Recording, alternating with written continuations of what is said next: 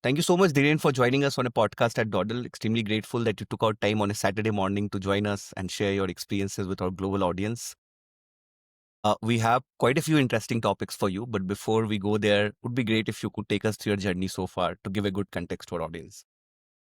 First of all, thanks for inviting me. I don't know where you got my profile and, all of a sudden that WhatsApping and all those things. It's interesting actually. To set the context on my journey so far, I joined the cybersecurity industry by accident, to be very honest, because 2 decades ago, when I started my career, probably in India, cybersecurity, identity access management, and all Mhm. those things, enterprise risk management, all these things are kind of alien kind of thing. I mean, people are not aware of it. Maybe our software companies or my employers are not aware of it. The good thing in my resume, somewhere it was reflecting, is authentication and authorization. Worked with a team and we built a portal. If I remember right, we are working for Kaiser, the pharmaceutical company. And at that time, single sign-on and all those technological concepts are non-existing. The requirement was, can we develop a portal, unique portal, where their employee can log in, and from there would be application links, etc., and they can click on the application again, not by logging in but to get the access to the applications. That was the requirement. So you can say in modern terminology it is single sign-on, Yes. kind of to develop an application or a portal which would provide them the single sign-off kind of feature. And while we doing there, I got to know the authentication authorization, and that is what basically was there in my resume. And because of those two words, authentication authorization, I think people started believing I know cybersecurity 2 decades ago. And they feel like, okay, maybe I'm the right guy basically to join their team. And that is what the, way I started my career in cybersecurity. I remember I joined Deloitte. And in my offer letter, contract letter, it was mentioned, if I remember right, ERS, Enterprise Risk Service. All these three words, enterprise risk and service, were kind of new to me 2 decades ago. And it was a good induction training they give, because, these are big consulting firms. They want to give you, people culture training. It is all part of the induction, actually. It is not only technical induction. They give a lot of, good, trainings, basically, to integrate you into their consulting culture. And I remember it was in Hyderabad, 1 week training, Monday to Friday, 10 a.m. to 6 p.m. And all the fellows who were in that group, we were part of the ERS, we were keep asking each other, what is ERS? What is identity access management? And then we kept that question anonymously for our manager, because we'll meet our manager on Friday post Mm. induction, and we'll also ask the same question: what is identity access management and risk management system, enterprise risk management? So that was my journey back in 2005. Then I moved to Accenture. Work experience in the UK for a long time, almost 7 years, working with multiple clients. Few work experience in USA. Then most of my experience, working in India. That is what it's good to decades of experience. Good to know that I'm still surviving part of the cybersecurity industry, and doing something which is for the betterment of the community and the society. Thank you. Thank you so much, sir. And did the manager know what is ERS when you asked him? Yes, he was. He was a great guy, and he helped us actually. He helped us, understanding all these, I would say, jargons at that point of time. Now it is in my DNA. But at that time, it was all those technology jargons. He helped us making ourselves comfortable understanding these jargons, and then he also arranged follow-up trainings which are technical in nature. I think next 2 months we are fully into technical trainings when it comes to enterprise risk management, identity access management, and all. Yeah, he's a nice guy. He's a great guy. Yes. So talking about technical training, do you think that, you know, when you joined this organization, there was a too much emphasis on training. Now organizations, are they really emphasizing on the training, or they want a well-cooked, kind of a person joining them? How have you seen the transition in terms of training? See, there are two aspects to it, and let's be fair and honest. I mean, if they onboarding someone who is in this industry particular domain for a long time, then definitely scope of training for that resource would be less. But let's say the other side of it, we go to universities, we had a lot of freshers and grads, and sometimes also we do hire actually a couple of years of experience guys, and those are the potential candidates, I would say, who certainly require the trainings. And so far my experience, at least all the organizations I am associated with or was associated with, they genuinely invest time and money, basically grooming the resources. Training is part and parcel of life, especially if you are in technology domain, because technology is changing too fast actually, and sometimes it is very difficult to be always proactive and getting a good grip of what is coming. For example, I can give you, AI is the buzzword now, artificial intelligence, and you know what is waiting? Crypto, right? That's in the pipeline, right? So while you are too much engaged, ensuring the secure AI solutions which should be in productionized and to help the community, do you have really the time basically to invest and explore more on quantum? Probably the answer is no. So then all of a sudden you realize, oh my God, quantum is there, and so these are the situations where we have to really spend time and effort, basically to learn the new technologies. And I believe, at least my experience in all the companies, we are genuine. A company is genuine. The employer is genuine. Also providing trainings and upskilling yourself to continue. And then you have led cybersecurity across multiple industries like banking, SaaS, and industrial enterprises. So how has nature of cyber risk evolved across these sectors, especially when we talk about rising interconnectivity, cloud adoption, and global data flows? I would say it is gradual, and depending upon the nature and scope of work that you are doing. Fundamentally, the cybersecurity is evolving around the CIA triad, that is confidentiality, integrity, and availability. Yes, of course, we started adding more best practices to it, like accountability, immutability. Now trust is the thing that we are trying to establish, because once you lose trust, we lose everything. uh, when it comes to different industry, as you mentioned, I think the requirement is still same, because end of the day you are dealing with data. End of the day, your one of the most requirement is basically optimizing the resources, and end of the day, basically your most important requirement is enabling business to operate in a secure way. So that way, I think irrespective of the industry, the requirement is same. Now, how it is differ maybe slightly, maybe that is in terms of adopting it. Few organizations like, maybe defense, maybe space research, maybe banking, financial, these are under a heavy regulatory and governance structure, right? There are a lot of regulatory requirements. So that means you have no way to say no to cutting edge cyber technology. So you have to go for it, you have to implement. But there are other industries who may not be under those stringent regulatory requirement asks. And that is what where maybe they are managing, somehow they are managing, but in long term they have also a vision basically to adapt it and adapt it quickly, because everybody wants to optimize their resources, everybody want to enable the business to operate in a secure way. So fundamentally I don't see actually any difference when it comes to cybersecurity. Maybe there is a little bit of difference, or how do I say, experiencing the journey in terms of adoption. In terms of adoption, what are the various challenges that come? The AI can, there are many actually, because see, every organization, of course, they run some technology and data and, the financial transactions, or if you are into manufacturing, maybe you have a lot of machineries, plants, and then warehouses and many other things. But the most important factor or the role plays by the human resources, the employees itself, the customer, the suppliers, right? Everybody is human or human centric. Challenges, the first challenge in my experience could be cultural. It happens in past, it is nothing new.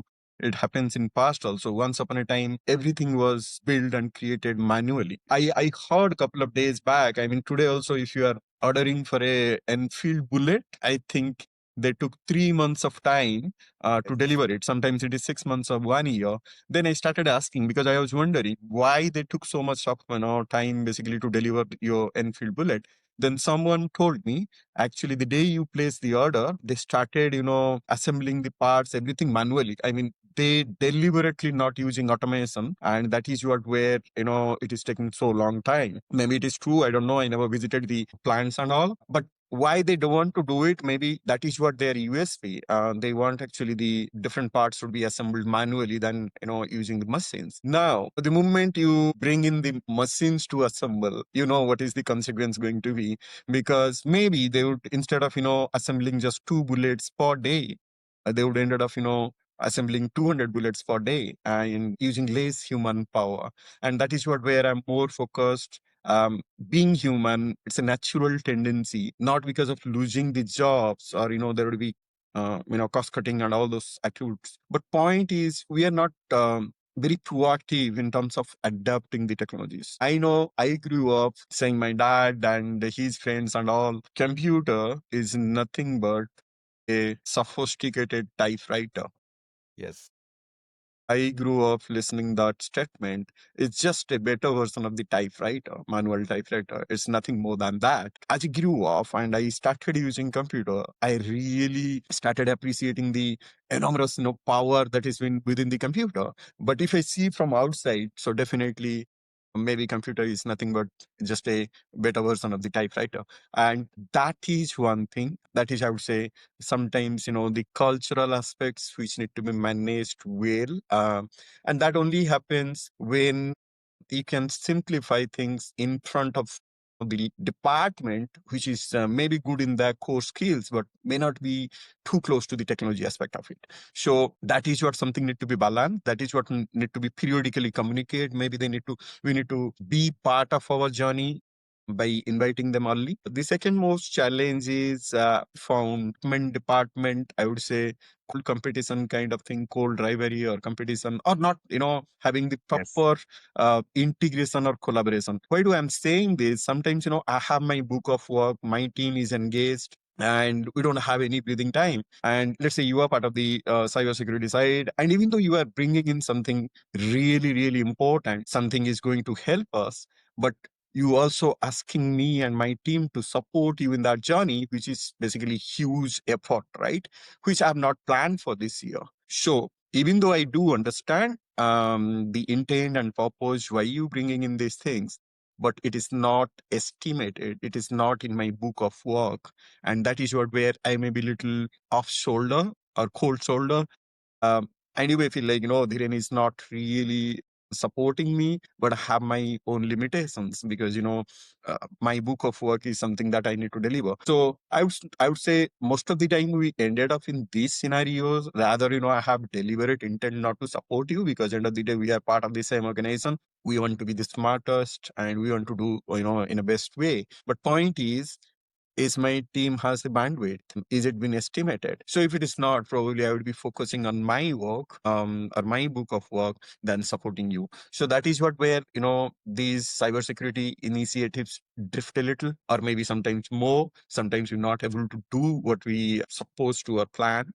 The third one is most important thing, I believe, whenever any cybersecurity initiative we are estimating, planning, envisioning, or trying to implement, do we have really the buy-in from the senior leadership? Because senior leadership, when I'm saying all the CXO category, the big bosses, right?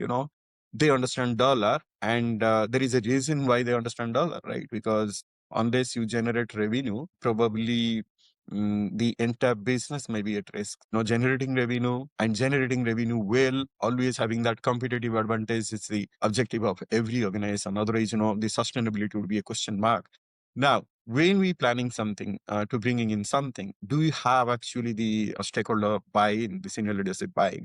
If you have the senior leadership buy-in, probably it would be much easier because every time we see there is a slowness for whatever, for any dependency, probably we can always go back to senior leadership saying we need this support, and senior leadership would be there because they understand actually why this initiative is and what is the importance and how it is going to, enable our business to do in a better way or in a secure way. But if you don't have that, if that is missing, and we just want to drive a cybersecurity initiative without having that blessing. It is going to be challenging. It's going to be tough, man. These are very, practical points, Dhiren, that you have mentioned. Like, so much helpful for everybody who is listening and who is trying to implement cybersecurity projects inside their organization. Talking about ransomware, they have kind of evolved from basic attacks to a very highly coordinated AI-assisted campaigns. What are those layered measures should modern enterprises adopt, right from detection to response? Great question. Great question. But again, I stick to the fundamentals of cybersecurity, to be very honest. Attack factors might be evolving every day. We are getting no sophisticated way of attacking and all. But you know what? They're still using the same channel which was existing 1000 years ago. I would say 500 years ago, 50 years ago, today. For example, let me simplify it because I know ransomware is something which requires specific attention. AI on top of it requires specific attention. But you know what? How the attacks happening today is still happening through phishing emails. And who is clicking on those phishing emails? Is the The employee. employees who are clicking on the phishing emails. And do you think phishing emails is something you got to know just before 6 months? Or you got to know before 5 years? Or you got to know before 20 years? I think it is before 2 decades when you were a student also or in school you are aware of the phishing emails, right? There would be links, there would be some urgency, there would be certain thing, it follows certain protocols and rituals. And our employees should be smart enough to basically not click. But unfortunately, still our employees are clicking, right? So channels are still the same, I would say, no matter, you know, we want to make it complex, we can always make it complex, but still the channels are fundamental channels they're using. For example, let's say the other one is patching, right? Now, you know what? The reality is, or you can say the challenge is, your patching governance guidance, maybe you have to do the patching within 2 weeks of time, right? But for our prioritizations and all those things, so sometimes you're not able to do it. Sometimes it's prolonged. Sometimes it is within a month or maybe a month, more than a month. So what does that mean if you are not doing the patching in the right time? So your backdoor is still open. And if you are fortunate enough, probably your enterprise would not be attacked. But if you are not among those fortunates, probably the backdoor would be exploited, right? So the fundamental channels the bad guys use to attack still the same, the simple, the year-old exist proven fundamental vulnerabilities. Now, when we adding AI layer on top of it, we have to actually understand the ecosystem of AI. Is AI something really different? A lot of black boxes involved where we don't understand what component is doing.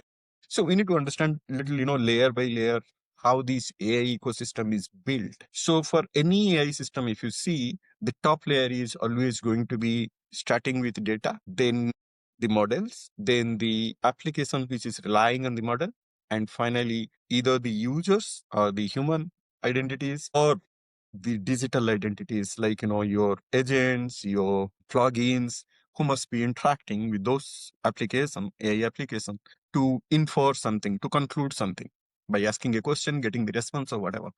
Now, all these things, the data, then the model, the application, and the user, right? So all these things, these are all sitting on top of the digital platform, which may be in the cloud, which may be on premise, or which may be hybrid, right? And all these platforms are supported by the bare metals, like computing resources, the hardwares, right?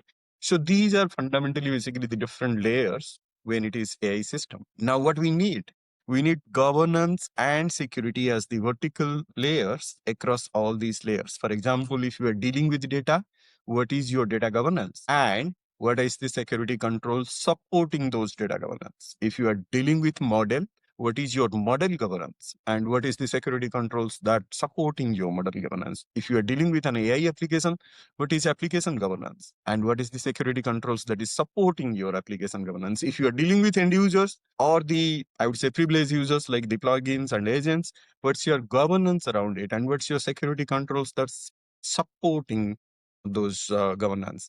Next, if you are using platforms, again, what is the governance and what are the security controls which are supporting? If you're using bare metals, what is your governance and what are your security controls supporting those? So I don't see AI or tomorrow if any new disruptive technology would be available in market. I don't see actually it would be fundamentally any different. As long as you have the governance in place and you have the security controls in place. Say it is always easy saying than done, because neither it is always easy to define the governance, nor it is easy to implement the security controls. So, but what I'm saying, I mean, you don't have to think really big in terms of implementing any security controls. A security control can be implemented through a policy and process as well. But do we have those governance in place, or the policy, process, and controls in place? That is what something we need to take care of, or we need to think of. So it was very insightful again. Like, the way you explained this architecture is kind of help a lot of people around. Now, talking about the regulatory pressures, Dhiren, like, it's kind of intensifying, right, from RBI, SEBI to IRDAI to even global mandates like you have GDPR and India's DPDPA. So what are the frameworks or operating models that you think are most effective in helping organization ensure ongoing compliance without hampering the agility part? Right, good question again. There are many, and you mentioned already a few. On top of that, I think the most two that probably is not in your list is ISO and NIST. So, but again, it's a challenge because you have so many different regulatory bodies, right? And everybody has their own ask, basically, to comply with. Now, if you are really big organization and if you have business in many geographical locations which are under the different regulatory compliances, probably that is what we implemented in past. Probably the best thing that we can do is unification of any regulatory compliances. So what does that mean? Let's say you have business in Europe, USA, China, India, Australia. uh, if you see actually those regulatory asks, right, or the guidelines, or what they really want, the way we want to execute business or operate business, I would say 75% to 80% ask are same. Okay.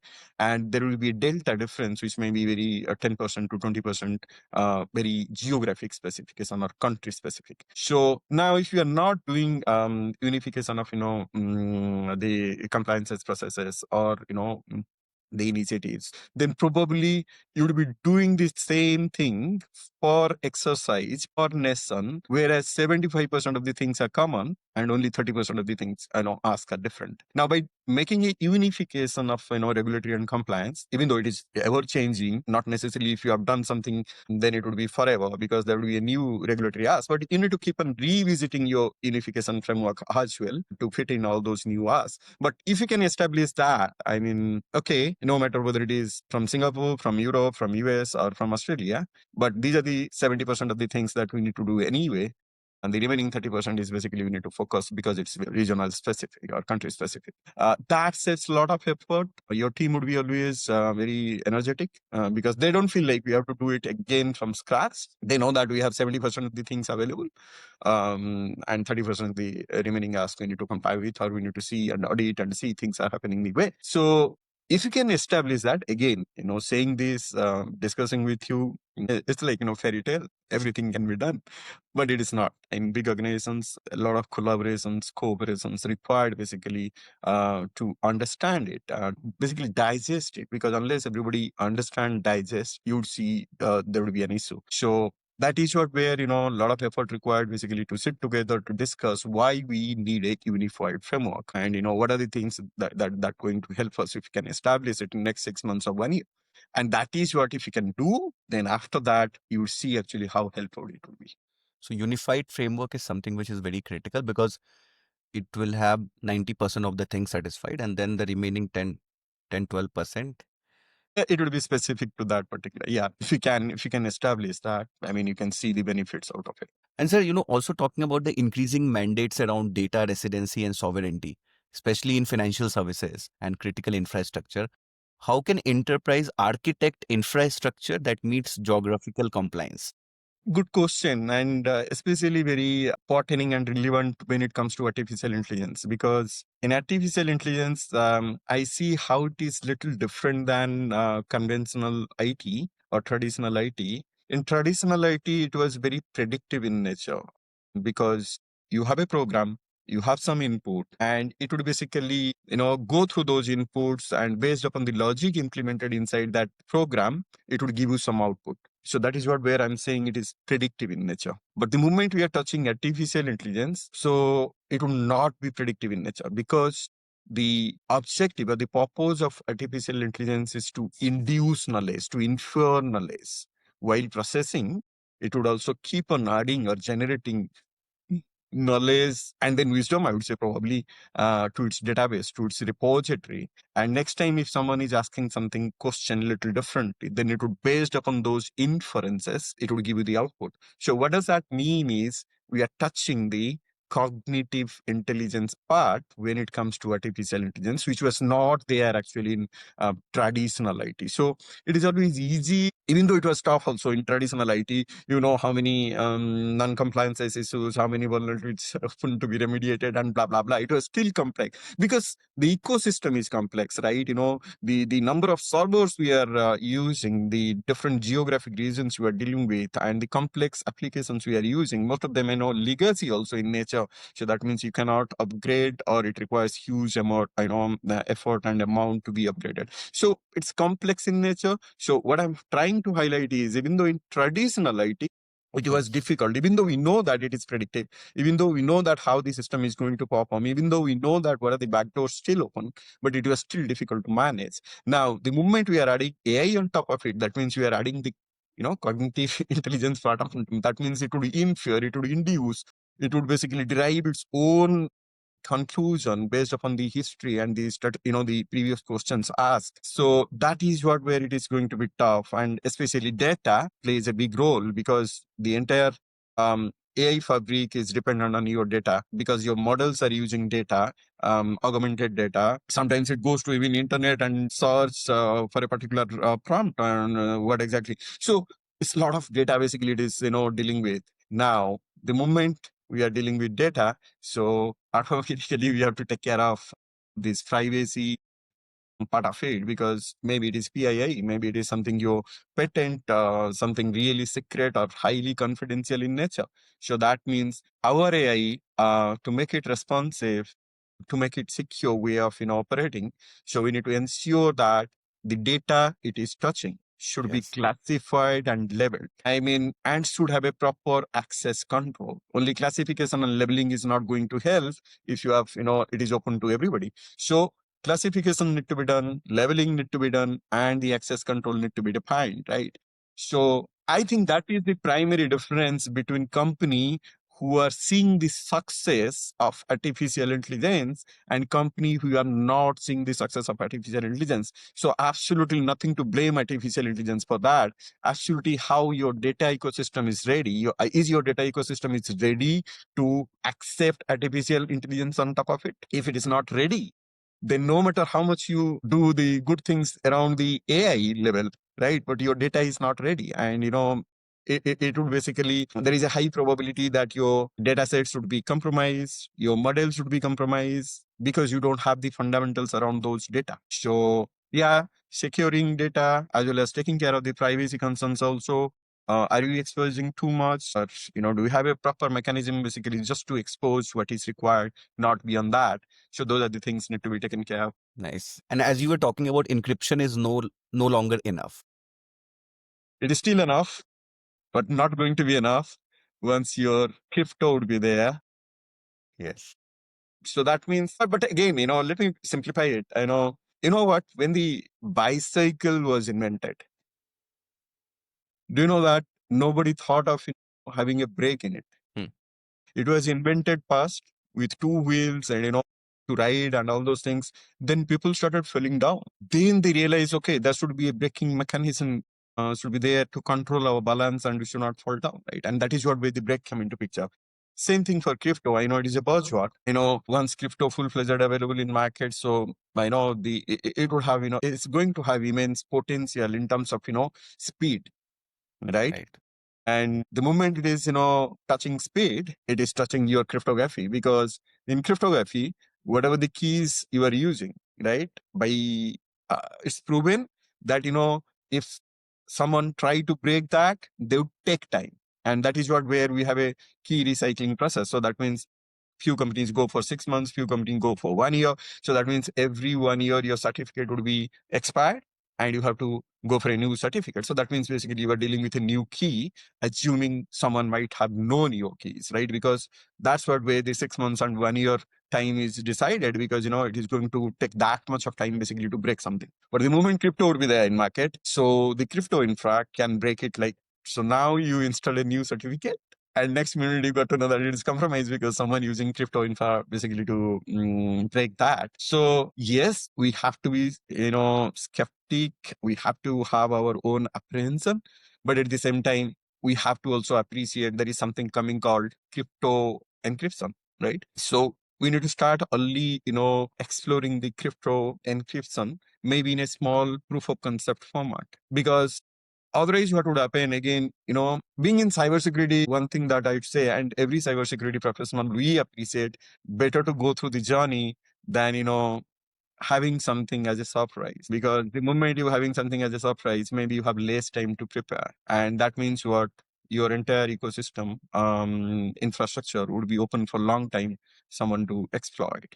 Now, if you are going through that journey, I'm not saying a massive way, but as a POC, maybe being part of the collaboration with the leaders who are working on crypto, quantum crypto.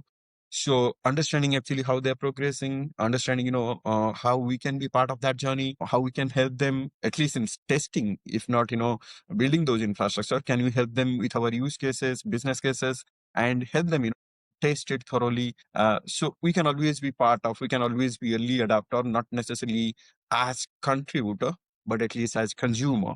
So my suggestion would be, let's not wait till the end. It's not a movie. I'll not go Friday evening first show. I would wait till my friends watch it, and based on their feedback, I'll go. No, it's not. It's not going to be a movie. So don't consider this disruptive technological evolution as a Bollywood or Hollywood movie. Please don't. Rather, be part of the journey as early as possible in small way, at least as a consumer, if not a contributor. We'll talk about audit trails. Now, they kind of sit quietly in the background until an incident actually occurs. In your experience, how can enterprises leverage all these observability, logging intelligence, and security analytics? Good question. Again, from my experience, let me give you a few insights. Let's say your governance policy says every new initiative you're bringing in, it should be integrated with SIEM, right? So that means your new application or solution should share the logs, read logs with your SIEM system. We should not stop there. It's not that, okay, I need to take a application to production. So one of the requirement is basically whether my application logs are basically dumping to SIEM or not. I should not take this as a tick in the question mark list, right? Because just by dumping the audit logs into SIEM is not going to help you anyway. You just I can, let me give you the example. See the flow of rivers. Maybe from Himalaya, maybe from some other mountain. But end of the day, it flows through the plain areas till it converges with the oceans. That's the normal flow. Now, just by redirecting the rivers to converge with the ocean is not going to help you, because ocean is there to consume it. But there is no intelligence. It's just consuming. It's just consuming the water while it is flowing through. If we can have our own infrastructure, like water reservoirs, like dams, like all those things, and then we allowing the water to converge with the ocean, probably it would make much sense. Same with your audit trails, audit logs, and all. Most of the time, what we do, because of the deadline we need to attain, because before this date this should be live and all those things, sometimes what we just ensure, my logs should be shared with the SIEM. It should be pushed to the SIEM repository. But that's one step. That's step number one. What's step number two? Are you configuring the rules to see the anomalies, right? If you are not configuring those rules, what could be actually to detect or help to detect the anomalies? Probably there is no point dumping the logs into SIM system. You are just, having more and more storage area, just keep dumping and all till your retention policy, 3 months, 1 year, whatever is your data retention policy, then just go and delete. There are a couple of things you need to take care. Integration part is phase one, but are we configuring the right rules, the intelligent rules? basically to monitor the logs and detect actually something is happening which is not normal in nature, right?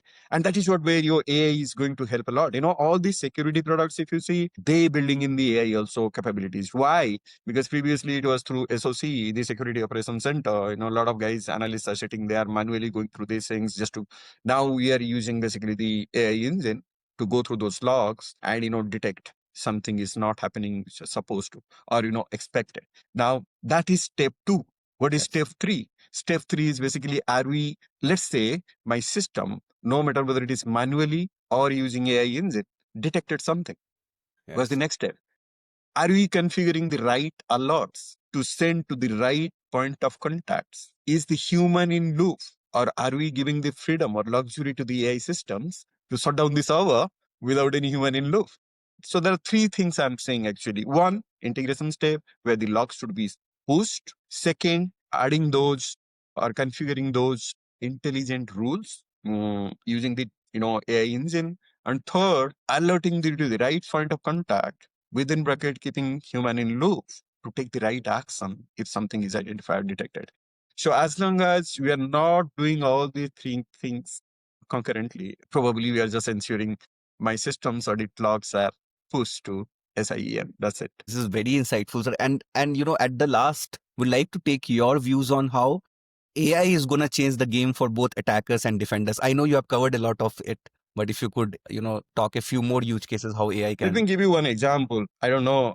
Are you from both? You somewhat aware of the Hindu mythologies, right? And especially Ramayana and the powerful figure character Ravan. Yes. You know how he was traveling from Sri Lanka to India through Pushpak Vima? Yes. Yeah. Yes. He was not Yes. using any, it was basically something, a device he was using to travel all across, right? Even to go to Himalaya, Yes. right?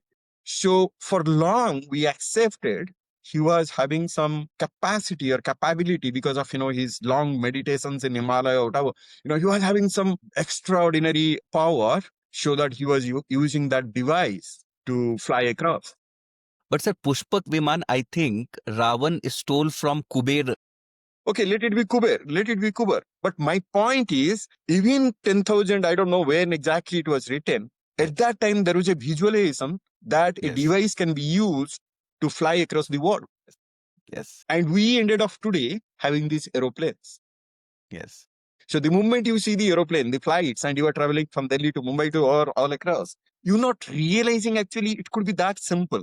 But Yes. you just see the journey from that Pushpak Viman till the modern aircrafts, right? Till this point, it was all, something extraordinary. People started believing it. Yes, he was having some power, some superpower, and he was utilizing it to build those devices called Biman and then traveling. But the moment we sing flight, like, if you ask your son or your kid or my kid, they would laugh, they would give a smile at it. The physics, how the flights fly and, the aircraft fly. So I don't care what is written in mythology or if so they would take it as a story. But for us, for 10,000 years, we were just thinking it was a superpower. It was something he was having which others are not having. So what I'm trying to say here is till it is mystic, till it is unclear, till it is black box, we need to fear how to Yes. manage.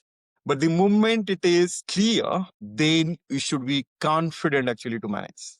Right? So in cybersecurity, one of the best practices basically we cannot protect anything if you don't understand it, if you don't see it. We can only protect those things if you see it, if you understand it. Same thing, when it comes to AI, maybe just picking up. That's what where um, we are little concerned how it is going to be, how disruptive it will be. AI capability is something not for the good guys. It would also be equally powerful and potential to be used by the bad guys, by the devils, right? So it's Yes. a like, both can use to its maximum potential. So yes, good concerns to carry, and that would definitely lead basically better governance practices and security controls to protect it. If you're not concerned, if you're not skeptical, if you're not fear, or we don't carry that apprehension, probably would not focus on the GRs, the governance and the security controls part of it. So I would say it is good concerns to carry to go through this journey to develop better, governance and security controls, so that this AI, the disruptive technology evolution, would be really, really used for the community for the better. Thank you so much, Dhiren. Very insightful conversation. Loved it actually. मतलब इससे बहुत कुछ Thank सीख गया you. मैं अभी इस conversation में. Thank you so much again for joining us, taking out time to share your insights with our audience. Our CISOs community has also increased a lot in the last 1 year. We have around 15,000 plus CISOs in the community. And I hope this podcast will be beneficial to all of them and a lot of other CXOs who will be watching it. Thank you so much, Dhiren, for joining us. And we all are learning. That is what I am. My last point maybe. None of us is expert, and every day we are learning. And as long as we are learning, we keep doing the good things. And the moment we stop learning, probably that would be the end of the day. I would say, thinking of something beyond in nature which can be managed well. Thank you so much, sir. Thank you.